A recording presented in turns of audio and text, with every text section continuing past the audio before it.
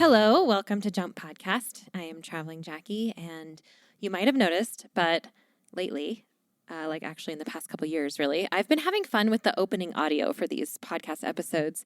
With each new episode, I'm sharing some unique audio bite from the actual destination that is the subject of the episode. And for this one, what you just heard was taken at about 5:30 in the evening on January 5th, 2023.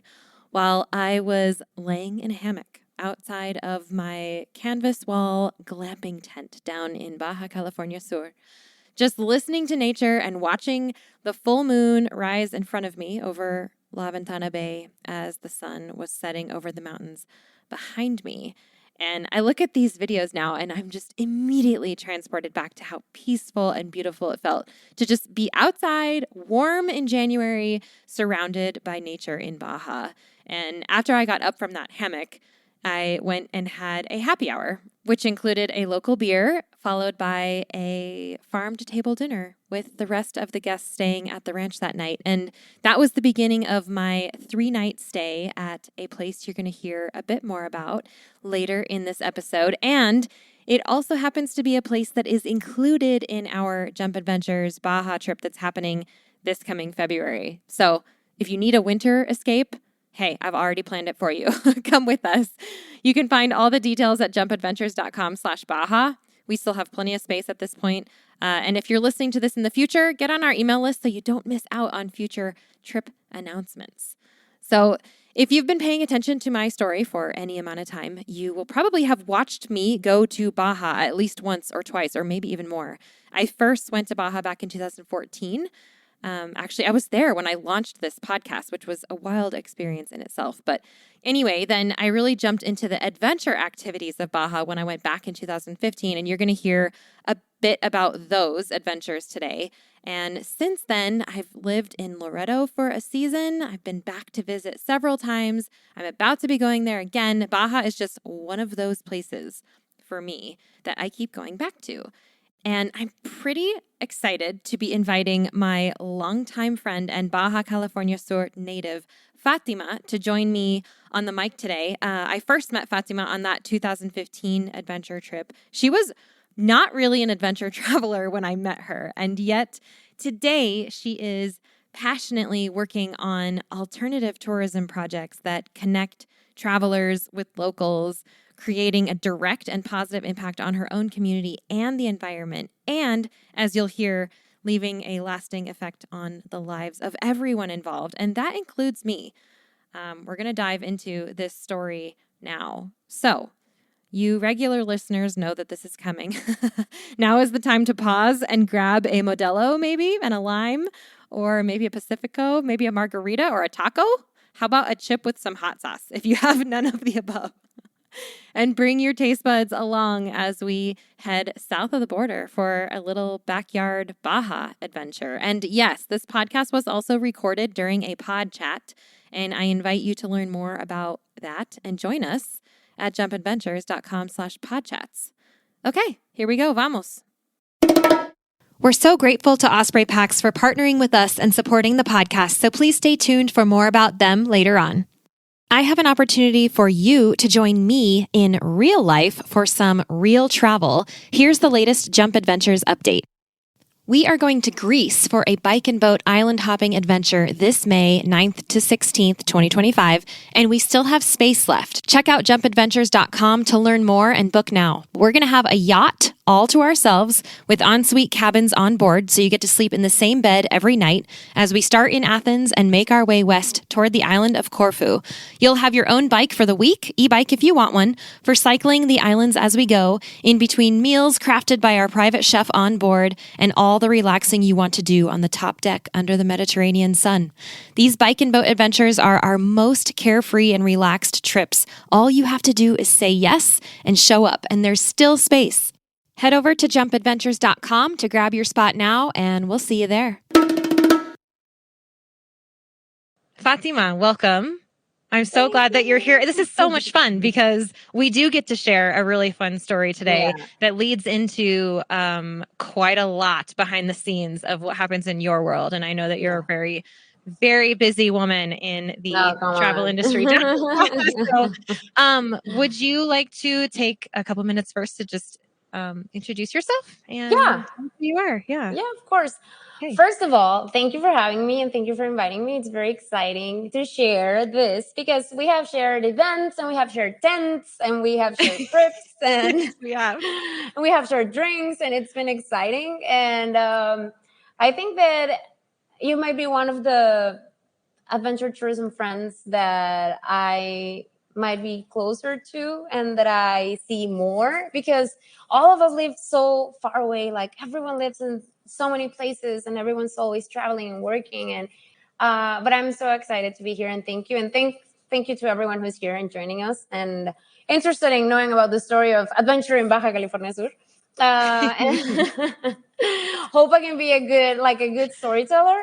Um, I am Fatima and I'm from La Paz. And originally, I started my background is in destination promotion. Like, I have worked for the State Tourism Board in Baja California Sur, and then I was managing director at the La Paz Tourism Board. And then I started working on these projects that are mainly focused on regeneration and bringing communities together and how we can actually build models that are actually sustainable and viable in economics and so people can actually grow in their own places, so no, like, people doesn't have to move from one place to the other, but they can actually learn and work and do more on their own place. So it's been very exciting. It's been a change because I have been in destinations like promotion for about, I don't know, 9.5 years. And it's the kind of thing that you love and learn like so much, like into detail, that you are asleep and you can tell a story about that. So, and I love it. I mean, I studied international tourism, so I say that we'll say that I'm a professional in tourism. I think that this is such a novel industry, and I think that it brings a lot of people together and people are very interested. And I love that the trends right now are going towards people who are actually interested in doing quality tourism, and yeah, to actually get to know these places that they're visiting, to actually learn from people and not just waiting for these destinations to change so they can adapt to the traveler, but travelers adapting to the locals and their traditions and their costumes. And I think it's so rich and so purposeful to travel like that.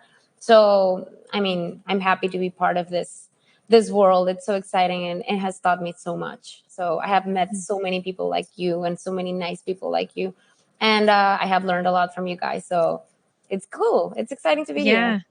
Well, it's the same. And I honestly, I was gonna say it's the same for me. It's a similar journey for me. And I love the way that you put that, because I think we're all drawn to just the idea of travel, right? The idea of seeing other places and getting to be part of what everyone's talking about, whether it's the Colosseum or the Eiffel Tower. There's just iconic things around this world that we want to be part of.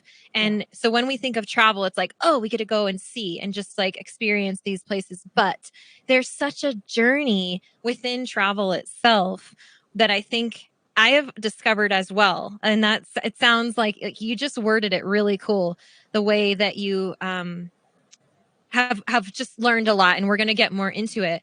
But I think just the story behind the travel and the culture and the way that it brings people together, you start to pay more attention to, I think, the depths of travel the more you travel. And that's been really special for me too, just learning. I think you said the quality, something about the quality of Quality the travelers, travel, and like quality it travel. changes, Yeah. I mean, I was actually just talking to Lauren earlier today about about traveling through cities, and she didn't know that I don't love traveling in cities. And the reason that I'm just sharing this is because it's where we all start. Kind of like I started with traveling to Costa Rica and studying abroad, so that doesn't really count. But when I was making my big list, it's like, oh, go to Rome, go to Paris, go to Berlin, like see all the big cities.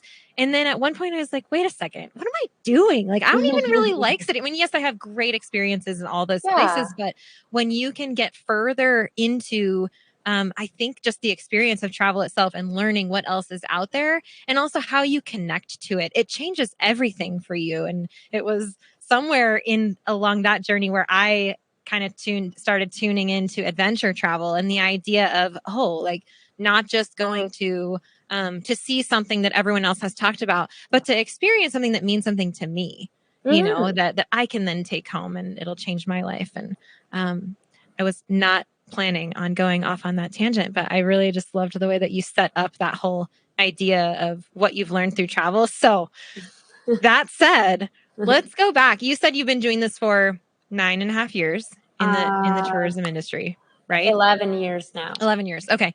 So once upon a time, about 9 years ago, you were putting together a trip that I was on. Yeah. And that was my first. No, it wasn't. It was my second trip down to Baja, but it was my first trip to like experience the adventure of Baja. And you mentioned that we slept in a tent together because we did. We were roommates on this trip. So tell us, do you want to tell the story of how we met and what you were doing? Yeah, no, definitely. Okay. I mean, it's a good one. It is. I think that we were just saying that I think that I'm a great example on how adventure and alternative tourism can be for everyone. Because I'm not your typical adventure traveler. I mean, to be honest, I think that I think that I started with this through that trip. I was working at the State Tourism Board and we were working with the ATTA and we were working in Adventure Week Baja Sur. And it was, how do we put together a trip that brings out the most authentic and real experiences around Baja? Because usually people think that it's just beaches and it's so rich in history and so rich in culture. And the people are so nice. I mean, I don't think there's going to be somewhere that you go and someone's mean to you. I think everyone's really nice. They're also chill. They're relaxed. And I lived in a bigger city like for 5 or 6 years. And when I came back, I was like, everything is so slow. It's like island time. It's like a time apart. Yeah. Yeah. It's like beach time. So everyone's like chill. I mean, and it's nice. And it's such a nice place to live. So we were putting together this trip and we were bringing in 15 people. It was 10 buyers and 5 people from media. And you were on the trip. And I remember it was such a challenge because it's like a lot of people. And then they were all coming in from so many different places. So I had to be ready. And then there was this friend that I was like, I cannot believe that you did not cry organizing this trip. Because it was like so many details. I mean, and I wanted everything to be so perfect for you guys. And it was so amazing. And you guys started with this trip coming into Cabo San Lucas. You all traveled into Cabo and then we put you on this cruise ship. So we went and see whales. We went to see humpback whales. It was so nice. It was so amazing. We were drinking like rosé champagne and this one, remember the one whale that came into like this grand finale for us? And then this, amazing jump. It's on video. It's on video, of course, because Hassan got it.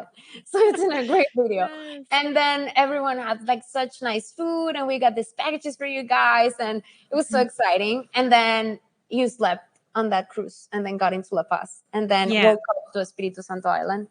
Natural protected area. I mean, let's real quick paint a picture of where we are because I'm not sure everybody understands even what Baja is. So as we talk about, we came into Baja and then we slept overnight and woke up in La Paz. Like people are like, what does that even mean? So just quickly. So we're located in the Baja Peninsula in Mexico. So it's like which is where? It's literally under California. Yeah, like under California. It's like a 2.5-hour flight. And then, I mean, you can do a trip like road tripping, but it's going to be a little longer. 24 hours. 24 hours to drive from top to bottom. But it's a whole experience. I mean, you have to do amazing. It. Yeah, it's really cool. And then, I mean, you all travel here from the States and then you got into Cabo. I think that everyone knows like about Cabo because it's so famous. Let's tell them this. Cabo actually means Cape, and there are there's 2 right at the very, very, very tip. There's Cabo San Lucas, and then there's San Jose del Cabo, and so that's why they call it Los Cabos, the Capes. And it's a very, very tip of the Baja Peninsula, and so this is all. And Baja North is a state, and Baja South is Yeah. a state, Baja It's, California Sur. yes, Baja California and Baja California Sur. And in Baja California is Valle de Guadalupe and Tijuana, Mexicali, Rosarito, all of these famous places too that are like in another state. And then we're Baja California Sur, Los Cabos, La Paz, Loreto, which I think they've gained more popularity around travelers. So you guys came in, and the idea was for you to experience all of these things that we have around La Paz, like swimming with sea lions and diving and doing kayaking around the island. Excuse me, they were whale sharks. Yeah, of course. Oh, we Well, that did too. whale sharks. Yes, Yeah. of course. Yeah. It was Right. great. I won't forget. Oh, look, Sherry just shared a map of Baja California of Baja into the chat. But yeah. So yeah, That's if you guys funny. want to pull up, listeners, if you want to pull up a Baja map as Thank well, you, then you can kind Sherry. of follow this. Yeah. And I mean, we did this amazing experiences for you guys, and you did kayaking, you did diving, you had meetings around here, and then we moved to this camp, which I can definitely say is one of the best experiences of my life. Woo. I have said this for a long time, and since then, we got to this place that's called Bahia Magdalena. Right now, they changed the location for that camp. They're not doing it there anymore. But it's this amazing company that's called Red Sustainable Travel. And they started doing these trips where people got educated on the species. So they had this program where you could monitor turtles. Because around Bahia Magdalena, which is about, we'll say that it's 4.5 hours, 5 hours away from Los Cabos, driving, something like that. And we got into this road, like dirt road, and then we got to this little, like a little bay, and we hopped into a small boat. And it was like, I remember that it was like, it depended on the time and the currents. We didn't know if we were getting first to the camp or first to the dunes, because we got to this amazing sand dunes that we all like climbed, and we saw the Pacific on the other side. So we got there, and the thing that they do is that they combine tourism with learning and education on taking care of these places, and then they involve communities too. So it has been a great case on them. I mean, and we got to this camp, and we got to experience amazing food, ceviche and drinks, and then we got up to the sand dunes, and they gave this great like training, like small program on how to kayak, because we were kayaking to our camp. Yeah. And it was like a lot. And then when we were kayaking, it just like came to me like there's nothing else. My mind was blank, and it was just there. And for me, it was kind of like a revelation. And like you have so much in your head all the time, like you're always worried about something, and something's happening. You have responsibilities and life happening, but right now you're just here. There's nothing else. Yeah. But you and the space you're in, and nature and the ocean, and then like being all of us together and having fun and getting to know each other. It was so nice. I mean, for me, it was a whole experience, and I think it changed how I look into adventure tourism, the whole trip. But that specific experience was great. And then we got to our tent, and turns out we're roomies. Yes. It also turns out that you'd never slept in a tent before. I mean, I had, but not like that. It was like I had a cabin in the back, so it doesn't count. Glamping. Yeah. Yeah. So it was so nice. And I was like, Jackie, this is kind of like my first time, like really camping. And you were like, no way. Way. Yeah. Yeah. Oh, but it was great because Jackie was like, no worries. I got it covered, and I'll tell you how to do this. I'm going to be your teacher right here. It was so great. We got to talk a lot. We had such nice food. We learned, and we went monitoring the turtles. We had a nice cocktail next to the beach. I mean, I don't know. And then after that, we went to Loreto. We did like a little bit far up north, like 2 hours north, and we did blue whales, and we learned about the Jesuit missions in Baja, and we saw then up north still, we saw gray whales in a natural like reserve, and then we saw, I don't know, cave paintings. It was such an amazing trip, so rich and so amazing. And I think that you guys had been, and I remember you telling me that I had been to some places, but this is so eye-opening.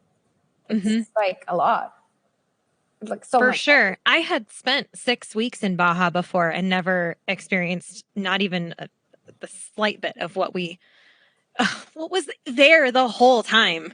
And I was just in one spot on the beach doing what I thought people did in Baja, which is hang out on the beach. And I just didn't realize how much I was missing. It was that trip though that I went to Loreto for the first time. And I mean, anyone who's followed my story at all knows that I ended up moving back there for a few months.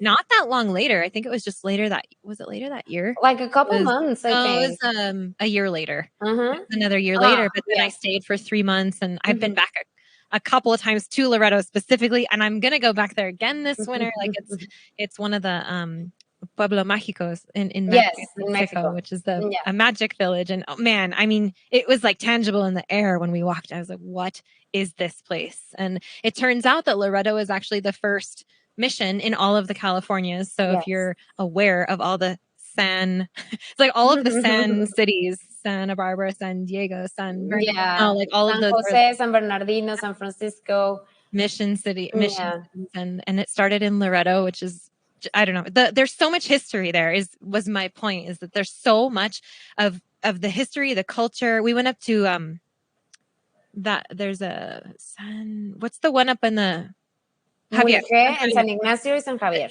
San Javier is right above Loreto, and they got electricity 2 years before we were there. Like, what? What year is this again? Like, and they had just gotten electricity, and their children are growing up there and playing in the streets and going to school. And I mean, we learned all about mules and how they're bred for the harsh climates. And I mean, there's just so much. But from that, okay, so I wanted to start there because you explained that maybe you're a good example of that adventure travel can be for everybody. And so starting with all of that, with the revelation that you had and the kayaking and all of this experience with the whales, and also getting to witness these people that you created this trip for come and be changed from this trip and then go on and spread it in their own ways and bring people back to Baja. What has been your experience in, I mean, what was next for you? Like, what did that turn into for you? I think that it really opened my eyes, because even though I'm from Baja, and I think that this happens a lot, people who live here usually don't get to know all of these places. I think that I am blessed, and I'm so fortunate to have the opportunity to get to know these places through my job.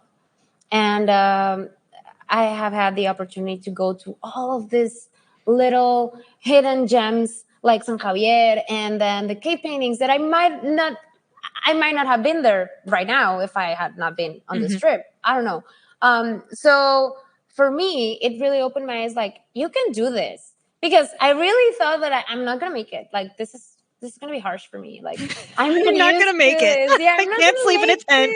No, when I got home, my mom was like, so how was it? And I was like, so exciting. Like, it was great. Like, and she was like, really? And then my friends would make fun of me, like, are you really going camping? And I was like, come on. Have some faith. Yeah, have some faith. Yeah. And then I actually, like, for me, it turned out that it was something I really enjoyed.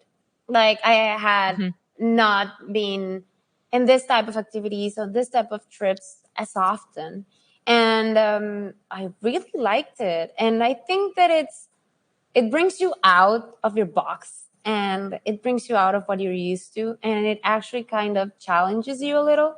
And it has taught me a lot right now that I'm working closely with these projects, like the one that you have seen, Rancho Cacachilas. It has actually changed some things in me about being more conscious on how to use the resources and how to work more closely with communities, because I have always thought that we need to work close with the communities, and we do not need to change the place we're in for people to come. I think that they appreciate where they are. They appreciate where they go. They come here because they want to see the authenticity of the place. So I think that's the most important thing when you're there. But for me, it has like opened my mind to so many different options. I mean, you would never think that I would have leggings or stuff like that to go hiking. I mean, and now I have like a ton. So it's funny because people are like, I don't believe you. Like, you didn't go. And I was like, I did. And I took pictures. So it was, yeah, of course. Yeah. And it's funny because I actually enjoy it. I really enjoy it. And sometimes I don't have like enough time to do it. But when I do, I really like it. And I try to go and see, okay, so I can do more now. I can do a little bit more, like from stand-up paddleboarding to hiking or learning about the plants that are around here and the animals and the people. And it's really nice. I think that it's part of what has influenced what we are doing. And I think that it's such a big thing here in Baja. We have so many things happening around it. We'll come right back to that. Let's take a moment now to thank our wonderful show sponsors. Osprey is the market leader in technical outdoor, travel, and everyday packs. And I've personally used Osprey packs since 2015. My favorites are the Fairview Trek 50 for multi-day hikes, the Cirrus 24 for day hikes, the Transporter Rolling Duffel 60, which is my trusty check luggage for faraway adventures, and of course, the countless packing cubes I use to organize everything that goes in them. We are proud to support each other on the podcast and beyond. We love getting outside, and we want to see more people outdoors. So find out more and join us at osprey.com. So, yeah, the way that you kind of describe that suggests that, like a lot of people, a lot of the locals don't even know what is in their backyard. No. Except that I know a lot of them are guides. A lot of them work in local tourism. Mm-hmm. I mean, when we're there, it's always local guides. There aren't imported guides in Baja. And so there's definitely an industry there. But how do you think that, like, you mentioned that it's changed your life, like the way that you live, not just with how your project, or I want to get into the project that you're working on. Yeah. For sure. I want to know about that. But you did mention that it's changed your perspective on kind of your own life and that it's had impacts on the way that you live. Have you been able to share that with your friends too? Yeah, because I'm going to share something that's going to be bad. Because I usually, when I was younger, I was like, I would take an eternity, like brushing my teeth and washing my hands, like, oh, there's water forever, Oh, yeah. And then it's made me much more conscious about that. And it's made me appreciate the place I'm in and the world as it is. I mean, I do get annoyed a lot when I see that we just had a hurricane happening this weekend, and there was so much trash on the beach. So much. And I was so annoyed, and I was like, what is happening? Like, what can we actually do? So we stop this type of thing. And then you would see people coming in and helping on their own. Nobody's paying them to do it. Nobody's telling them you have to go. People do it because they love the place they live at. So, I mean, it's made me more conscious about the place I'm in and about how we need to encourage and educate more our youth and the people who are living here, because there's a whole industry, as you were saying, it's a whole industry happening. And there are so many other opportunities where locals can benefit in a sustainable way and in a way that this lasts. And then we can share this knowledge and this history and all of the traditions and everything that's authentic about La Paz and Baja. So I think that it's made me more conscious about that and many other details I could think. I don't know. I think that learning every day, because you learn something new every day and it's impossible to know everything. So I love it that I learn a lot. And every time I go to these experiences, I learn something different. And I've been to many and I really learn a lot. And it's exciting to share the knowledge with the people I know. I love that. One of the things, I have so many thoughts going through my head right now, and I'm keep going on tangents before we get to the project that you're working on. But there are two things I thought of while you were talking about. It's almost like, instead of meeting the people where they are, let the people meet the place where it is. There was a keynote that I was listening to. I've actually brought this up in podcasts recently, so this won't be the first time that you've heard. In fact, we were just talking about it with Rafa, but we were talking about the need to, I think you were there because this was in Switzerland, which is Yeah. Remember when he said, stop giving the people what they think that they want and give people what the destination needs. And that is painting a picture for sustainable travel, because it's essentially celebrating what is natural about the destination instead of adapting it so that people can have a golf course in Baja where there's no water, or a cruise ship in the Bay of La Paz where they're running out the whale sharks, you know? So like that's the stuff that was going kind of popping into my head as you were talking about this. Is I wish, and I will say, we have a microphone, we have a platform right now with people listening, to be able to say, hey, look beyond the golf courses, look beyond the cruise ships, like what's happening on land, like what's happening beyond the resort fences, you know, like what's happening with the locals and how can you get involved in that? And where are the companies like Red Sustainable Travel where you can actually spend a day learning about sea turtles, or petting gray whales, or going to whale school with, you know, on an island in Magdalena Bay. And there's so many other options other than, you know, what's inside the box. And I think you also mentioned that adventure travel puts you outside of the box. It gets you outside of your comfort zone. And so this is a direct invitation to everybody listening to kind of, I guess, look a step further and look beyond the fence and look beyond the cruise ship and see like what's actually happening in the destination, because there's a reason people are going. There's a reason people are visiting La Paz. And yeah, I mean, I think that people really appreciate the place they're visiting. One of the things that I heard so much when people were coming into La Paz and when I got to this travel shows and big events in tourism, like, I don't know, the States, Canada, Europe, like a lot of places. And they were like, oh my God, La Paz is so different. And Baja is such a great place. And it has so much for everyone. And we love that it's so different. And we love that it's raw. And it does have infrastructure for tourism, of course. I mean, we need to be ready. And the cities are growing and people are coming in. And yes, of course. But I love that people own the place. They own these places. They actually take care of it. As I was saying, there's people coming in and cleaning beaches and streets because of the hurricane, and nobody's telling them to do it. I mean, we as locals, we take care of the place we live in, and we actually are committed to keeping it as it is, because you feel like a local when you're here. And that's one of the main things that I think that are so important, and that you feel at home where you are. Like when you're visiting somewhere that's strange to your own home, you feel like you're there. It's like, it's so comfy around here, like so nice, like walking around the malecon, like the boardwalk, and seeing the families and the kids. Yeah. It's so nice. I mean, I think that kind of safety that a destination can bring to you, and that kind of closeness to locals, because a lot of people actually ask, like, where do locals go? And we're like, we go everywhere you go. Like, where are the restaurants for locals? And we're like, everything's for everyone. Like, we are not divided. So I think that that's very important. And of course, there's travelers for every type of travel. But I think that the people come to Baja are eager to get to know more about the place and the people and how it works and its history and how it's evolved. And I don't know, I think that we can do tourism that can actually help a place grow in a positive way.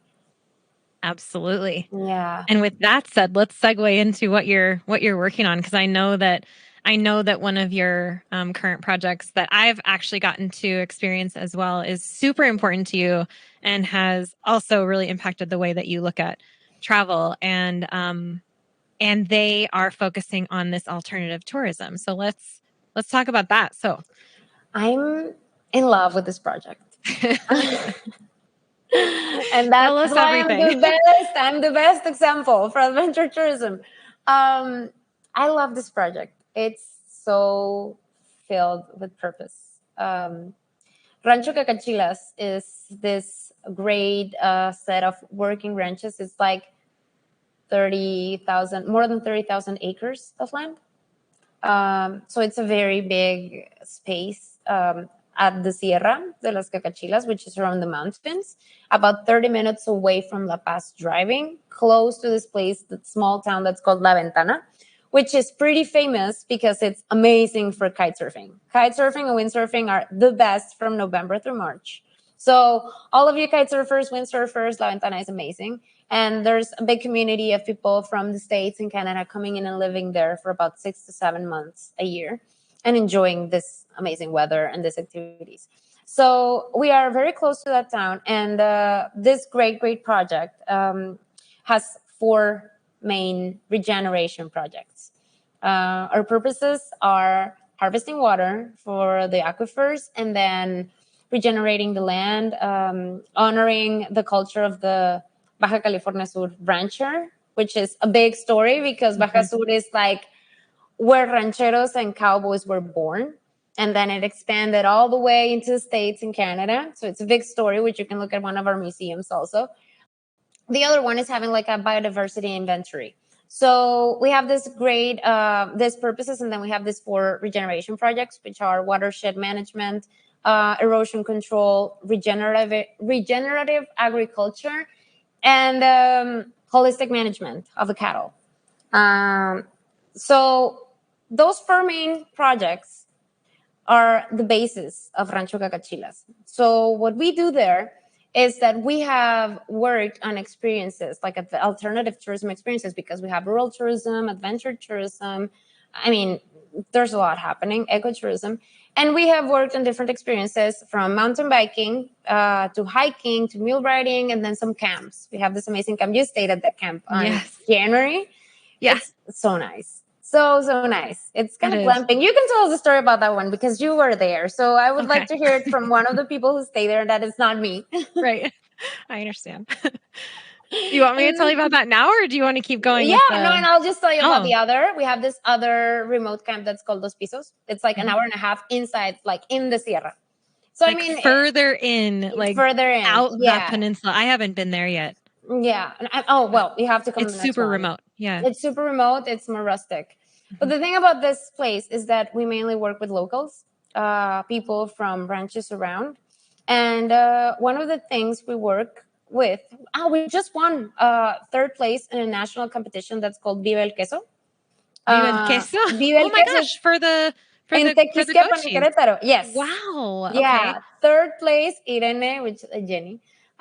She's our master cheesemaker, and she won 3rd place with the torote cheese. Amazing. Yeah, we were so excited for her, and I think that it's teamwork. I mean, I just clap. They do all the work, but they're so amazing, and they're people from the ranches that live in the ranch. And some people were like, "You're not telling a rancher how to do cheese." And we're like, "Of course not. We actually learn from them. But what we do is that we teach them and bring them closer to better techniques that they can apply at home, so they can actually sell cheese outside. Because the idea is for them to bring in more knowledge and more resources so they can have a thriving community.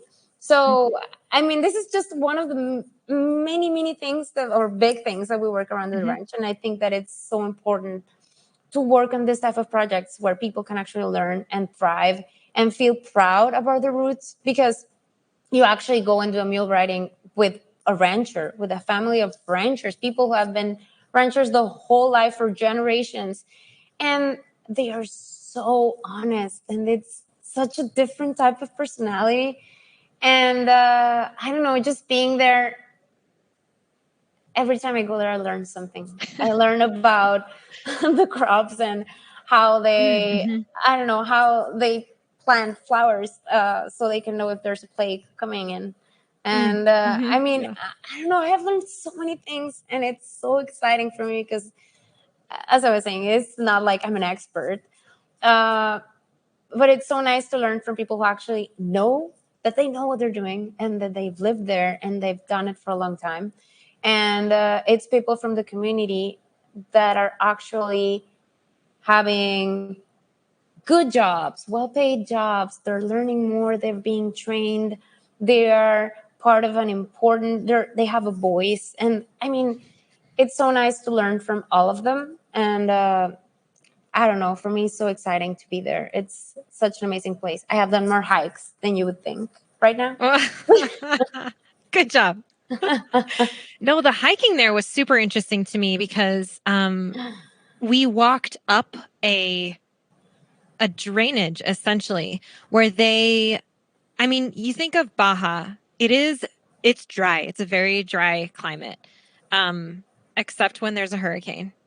Yes. But yeah, like saving water is a really important thing. And you mentioned one of the main things we do at the ranch. Yeah, water retention. And I remember when we walked up the water hike, and there was so much water. I mean, a water hike, first of all, the words alone, like, wait a sec, where are we? Like, you look up and it's just cactus, cactus and Yeah. dirt trails, and you wonder where this water comes from. And there are springs, and the way that they've created these, they've innovated ways to create the drain, like the ditch, almost the creek, so that the water remains. I mean, it sounds like I'm describing a dam, but you'd have to see it because it's different. Like they change the water flow so that it doesn't run away, so that Yeah. it actually it stays and flows slowly, and they're able to collect it. It goes back into the aquifer, which then they can reuse later instead of just running off and going everywhere. You were influenced, Jackie. I'm so proud. I learned something. I know. I learned like Yeah. something every time I go there. But yes, we work This with the stuff stays with you, Scabians. though. Yeah. Yeah, this type of, we work with this system of Gabians. I mean, the team there is so committed. They know so much about what they do. So they do this Gabians. They have traced, and they know where the water flows from the Sierra into the ocean, which is one of the main problems here in Baja. Is that, and usually everywhere, water runs down directly into the ocean. So we're the driest state in Mexico. And when we have this type of rain, we need to take care of that water. So what we do is, as you are saying, is the system of Gabions, that what they do is that they slow down the speed of the water going into the ocean, so it infiltrates into the aquifers. And it's one of the best examples of Rancho Cachila, the one that you're saying, that it works. And what we try to do is that we try to demonstrate that we can do this type of stuff around the world. And around these places, that this can be done. This can be done. So, and we can actually take more water because there's no water in the world. So, I mean, there's only like, there's a lot that we could do, or like little things maybe, but this is big. But it Yeah. works. It is big, the water retention. And then the first thing, so this ranch, by the way, just to back up a step, in case anybody missed it, it is a working ranch where guests are invited. So they're invited to come and stay. There are like day events that they can come and do, like the pizza thing, or they Pizza can night, come in and just do a an goat cheese activity. workshop, for example, in an afternoon. So if you're in La Ventana, kite surfing, you could come up and do a goat cheese workshop, or one of the pizza nights, or stargazing, or something at the ranch, just to know it, to experience it. Yeah. And so you can do like day trips, or you can go and stay. And they have amazing canvas glamping tents So that comfy. I did get to sleep in one for a few nights, and it was very big, tons of room. And there's no service, or I don't think there was cell service, but there was like walkie talkies in case we needed to get in touch with our guide about anything. Like, it was adorable. And we had bucket showers Yeah, with the actual water. ranchero way. Yeah. Yeah, which is so fun. I don't know. I think people might get intimidated by that, but it's part of the experience. Like, and they're nice. Like, you get like these little galvanized bins, and you can take them into the stalls, and you take a shower that way. And you're in the desert. We did see a tarantula, for example, and it was awesome. And my guide was like, "Oh my gosh, where'd she go?" And went and found her and picked her up. And that makes you less scared right there, just watching somebody get so jazzed over, the Yeah. wildlife. And we had a stargazing session, and we had incredible food. We got to learn how to make, I think it was just a salsa one night that we were doing. And the chef is super, he doesn't stay behind the walls. Like, he comes out and he'll answer your questions and chat with you, and is very interactive. And the first thing that we did when we got to the ranch was they gave us a tour of the organic gardens, which we then ate the food from for the next few days. And it was expansive. And they have they take some of that down to the market in La Ventana, and sell some of the produce there as well. Yeah. And so it's like super integrated with the community. And we got to meet the mules and learn. That's where we learned about the breeding of And why we of use mules mules. instead of horses. And yeah, because mules are the ones that are actually going to endure the climate and the weather conditions that we have in Baja, which are tough. And especially in that type of, it's a dry forest. So it's kind of like complicated for horses, but mules are born for that. Super sturdy. Yeah. Yeah. And I Yeah. think that, I mean, you've experienced it, and it's, I mean, you talk it as it is. And it's great to hear that you actually like, you keep it like in your heart, in your mind, because you really remember your experience. And Oh, yeah. That's the thing about this place. I think that it has made me more conscious. Like, as I was saying, like bucket showers, you really learn that you don't need that much water. Like, you need so Yeah. little water. Right. And then we're 100% off the grid. So it's all solar electricity, like solar energy. So you have to take care of the light inside of your tent. And I mean, yes, and being disconnected. You have Wi-Fi in some places, good Wi-Fi in some places, like our clubhouse, and it, even though it's like camping and doing activities, because yes, it is a private property, so you can only access through an experience or staying there or for an event. But I think that it has worked so well into integrating all of these things and all of these purposes, and the community, and like the actual essence of the ranchers. Um, a little bit more comfy, maybe, because you have this amazing tent where you're sleeping in such a comfy bed. But the truth is, it's a different experience from other places. There's so much quality in the ranch and around the experiences and the people who are there. So I think it is something that needs to be experienced. Definitely. I agree.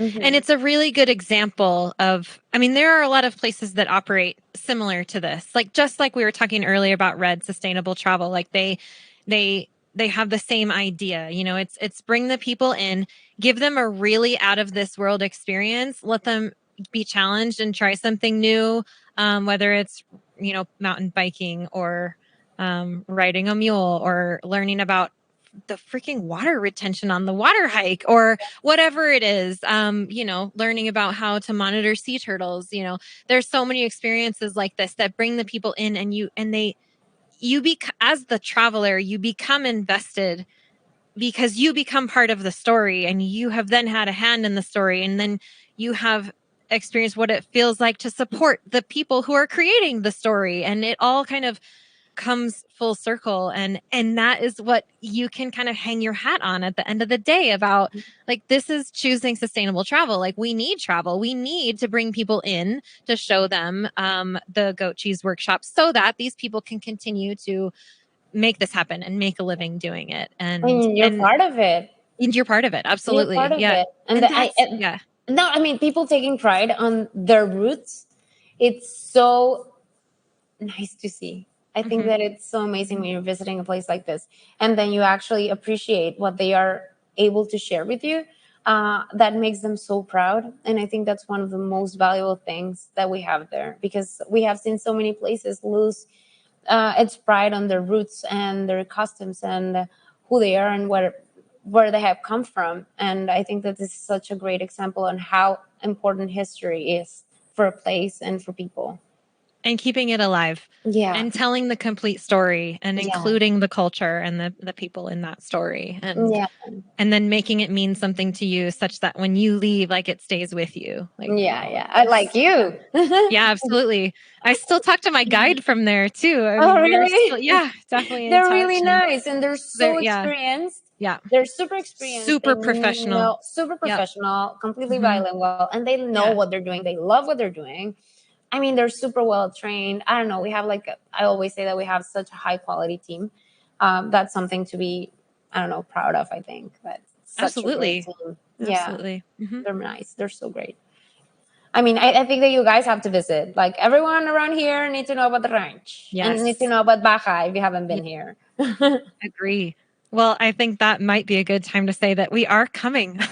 I have organized the trip. Yeah. So in February of 2024, this is the ranch that we're going to be spending a few days, 4 days, 3 nights, doing all of these things and meeting these incredible people. And I love that just happened to be part of this conversation. And I feel very proud to be working with such an operation that's so invested in the impact that it has, basically. Yeah. On people and on the environment and everything. Yeah. And we're happy that you're hopping in too. I mean, we're happy that you're being part of this. Yes. you're sharing the word. Yes. And I mean, Yeah. I don't know, sometimes we just want to go everywhere everyone's talking about. I think that we should talk about these places, not just Rancho Cacachilas. I think there are so many places around the world that need to be acknowledged. And I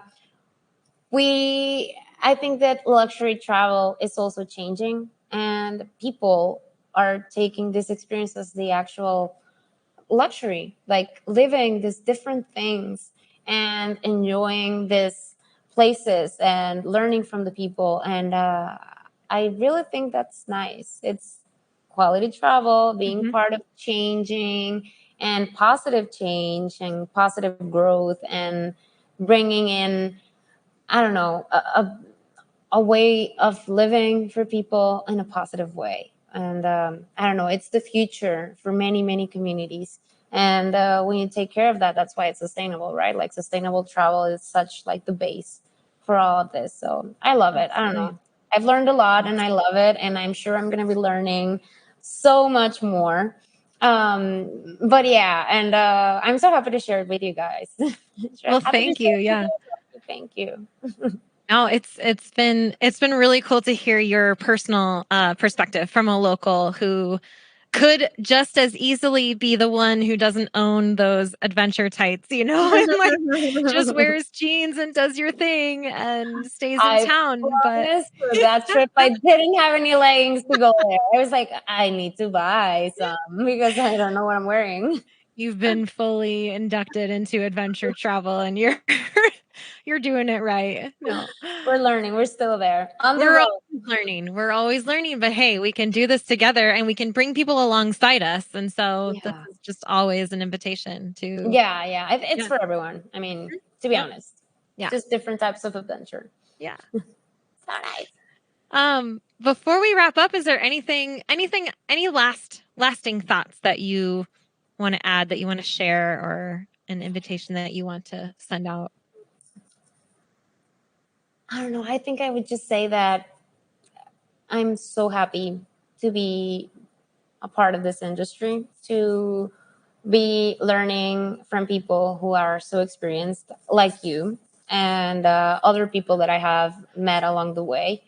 I think that if we give strength to this type of activities and this type of purposes that are so valuable, we can start promoting and changing more how we travel, and we can influence other people on bringing in more value for the communities and these places. Because I think it's very sad to see communities being displaced and not being honored for what they are. So if we can do something and support that type of travel, I'm happy to be part of this movement. And I don't know, if you haven't been to Baja, you have to be in Baja. You have to learn about Baja. You have to swim with whale sharks, and you have to do cave paintings, which are more than 2,000 years old. And you have to see gray whales and blue whales and humpback whales, which are my favorite, which are the ones that jump. And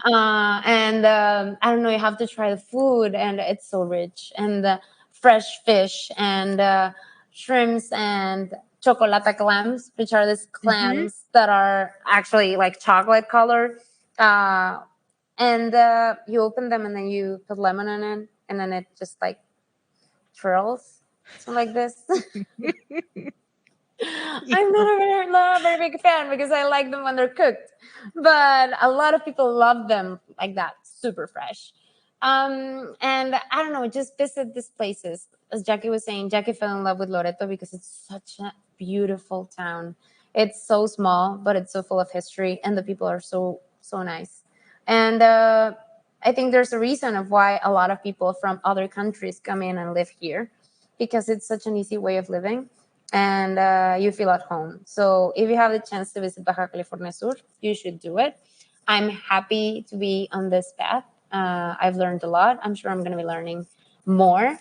And hopefully you get to learn and visit also Rancho Cacachilas, which is really nice. And I love it. And I don't know. Thank you. Thank you for having me. Thank you for being here.